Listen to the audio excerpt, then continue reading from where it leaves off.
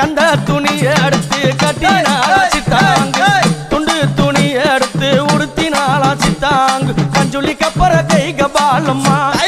மலையனூர புங்கவனத்தா காட்டு கூச்சல் போட்டா வேடம்மா தந்தானத்தா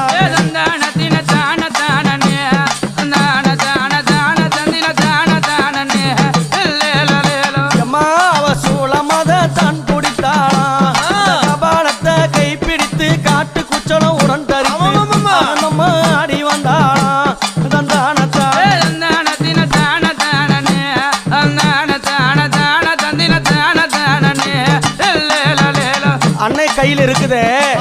அக்னி எரிந்து கொண்டு வருதே அது என்ன தெரியுமா? அது 5 கண்டர்கள் சிரத்தை அறுத்து கபாலத்தை உண்டு செய்து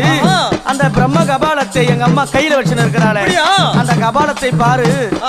5 தலைகள் இருக்கும் 5 கண்டர்கள்